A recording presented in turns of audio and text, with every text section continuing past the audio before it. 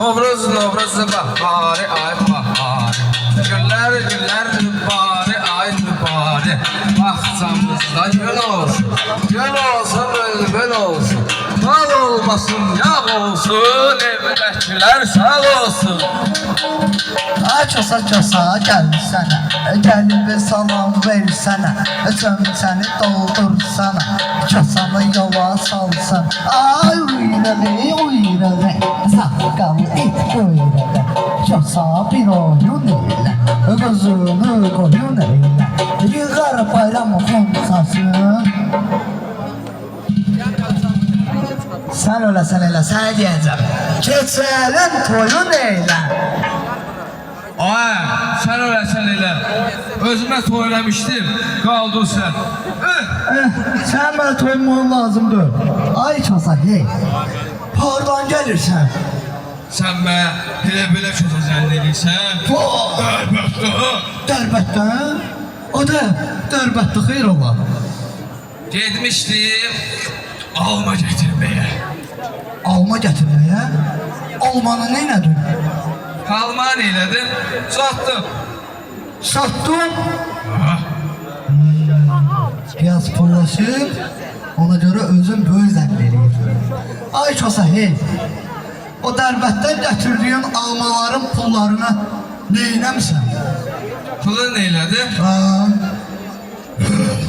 öküz oldu. Öküz aldın. Öküz. Ada, öküz. 21-ci əsrdir. Zaman gedir maşını alır. Bu öküz də gedir öküz alır. Öküzü neynədir? Öküzü neylendi? Ha. Öküz. O da diyen gör. O da yok, burada yok. Maşallah hey. Deyin görün. Ben öküzümü gören olup iki dağla böyle boynuz var. Görmemsiz? Ada, nə axtarırsan sən? Ada öküzü. Ay, bunu mənə Öküzü. tapdım. Uzat. Ay.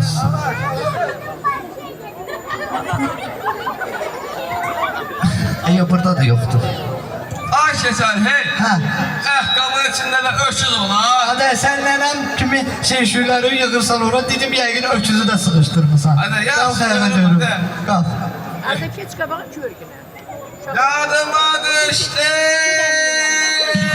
Ne oldu? Öküzüm. Öküzümü döydüm. Allah!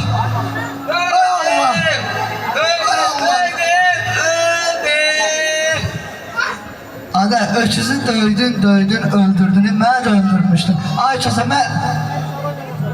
Ay çosa! Vahse, başıma daş düşdü. Ay çosa! Nətər getdi? Ay çosa! Mən dərbəndə kimdən qaydacam? Ay Allah! Nəfəs alır. Sən bilirsən nə sən? Qalx. Biraz yanıma Canın sağ olsun çosa, başın sağ olsun.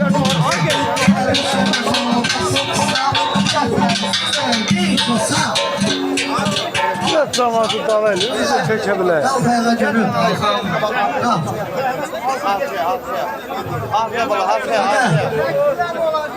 Sabrabatda festivaldır, Samat bayram eləyir.